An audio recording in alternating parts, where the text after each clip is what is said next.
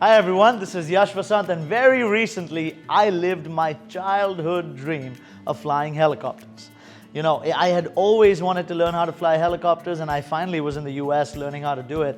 And while I learned how to do it, it was just about learning the skill, but there was so much more than just the skill of flying a helicopter that I was able to learn. And I think these three big lessons that I got out of it will 100% change your life if you're paying attention. You know, learning how to fly a helicopter seems really sexy, cool, and fun, but the truth is, it's also scary because these R-22 Robinsons that we were flying, they're like little rickshaws in the air. I mean, anything that goes wrong, you fall and you die. You know, you can't just pull over on the side and say, hey, it's going to be okay. You need to be ultra careful, and training is everything. So there were three facets of learning how to fly a helicopter. You know, the first one's of course the takeoff. The second was how the hell to save your life when you're up there. And the third is of course the landing and the hover. And I want to tell you lessons that I picked up from each one of the three. And the first bit is the takeoff. Now the takeoff is curious and interesting because if I asked you, how does a helicopter take off? You know, most of you are going to say, look, I've seen it in the movies, or I've been in a helicopter where you just go boom, straight up. Well, you don't really do that.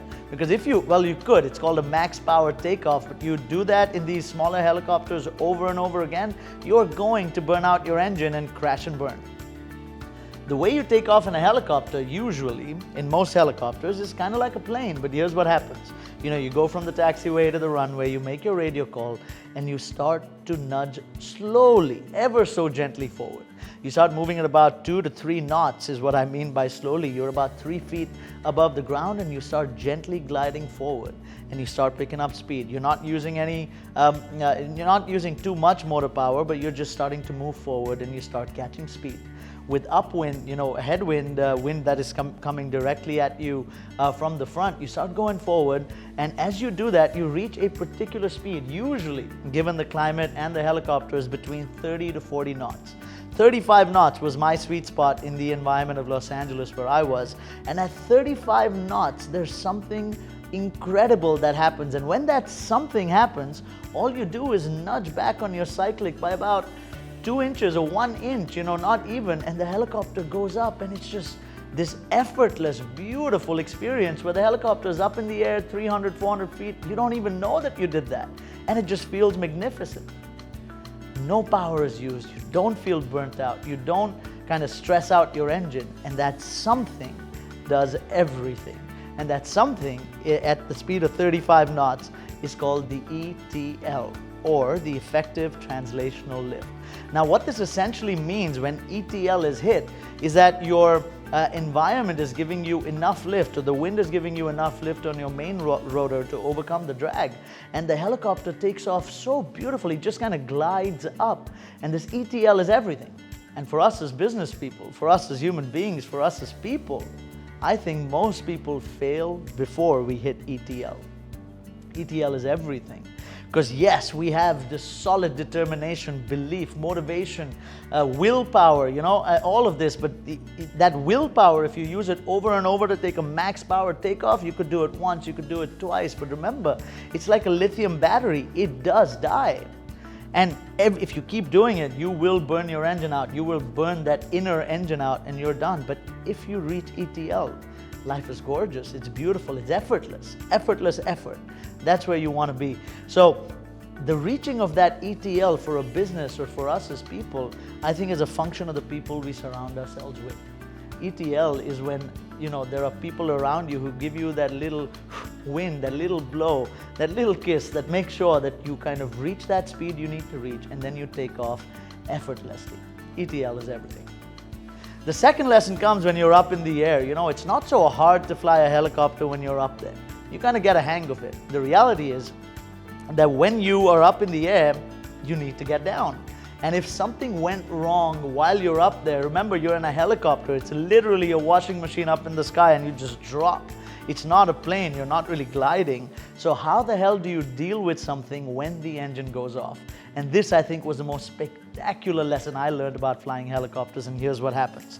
I mean, I still have a lot to learn about helicopters, but when you see professional pilots who've been doing this for thousands of hours, it's beautiful to watch. But here's what happens. When you're up in the air, let's say you're about 1,000, 1,500 feet in the air, you have three kinds of energies that are working on the helicopter. And here's a little physics, right? You have the inertia, which is generated by the main rotor, by the engine that's giving you that inertia, power. The second bit is the potential energy, which comes from height, and the third energy is the kinetic energy, which comes from speed. So now you're at a certain height, moving forward at a certain speed, and your engine dies. Well, when your engine dies, this beautiful thing that helicopter pilots do is called an auto rotation, or an auto, where essentially your helicopter converts into this big parachute that makes sure you don't crash and burn. So what do? There's no inertia anymore, there's no power. So you start dropping down at a certain pace, and when you start dropping down, you use up the potential energy bar that you had stored up because of the height to move the rotor. So you're giving it power by using the potential energy. Then when you come very close to the ground, you do something called the flare. And you flare meaning you use up the kinetic energy, so you kind of just, your helicopter looks like that, goes up, and then you gently set it down where you use up the kinetic energy from the speed to now move the rotor to ensure at no point in time you're dropping down like a rock. Isn't this incredible? I mean, you used up two energies to kind of drive the third energy and not fall out of the sky. And I think as business owners, as people who are just living life in general, as fathers, as mothers, as sons, as daughters, and as people who exist on this planet, these three energies are critical, because the first one is inertia. This is your inner willpower, your strength, your motivation. This is what you are driving home every single day. You wake up in the morning and you have this kind of, you have this energy to take over the world. This is your inertia. But one day, or there may be many days when you don't have that. It's not running. And hence, what do you need? Well, you need your potential and kinetic energies, where your potential energy is people, is the kind of safety net that you've set for yourself, the investments you've made, the passive income that you're getting, the stock options that you have, or the real estate that you own. The passiveness of it, the height at which you've set your safety net, I think is your potential energy. And then your kinetic energy. Your kinetic energy, I think, is a function of the people we surround ourselves with again. This is an effort of how we are moving forward together. Because when, let's say, your inertia runs out, your inner engine isn't working anymore, that one friend of yours calls you at 6 in the morning, hey man, we got to go to the gym. And when that happens, you're using kinetic energy to drive that inertia, get it? And it's easy, it's simple, because now the one thing that you're not allowing to happen is crashing and burning. Because just like flying a helicopter, I think life is a function of one thing, and that is training. Training is critical. Remember, repetition is the mother of skill. I mean, the more we sweat in training, the less we bleed in war, right? And training was incredibly important when you're learning how to do an auto in mid-air. It's scary. But when you do it over and over, I mean, pilots, my trainers who've done it for thousands of hours, they do it with such ease. Imagine we, as human beings, did that with such ease. Keep practicing it, keep doing it, but keep these three things at the top of your head.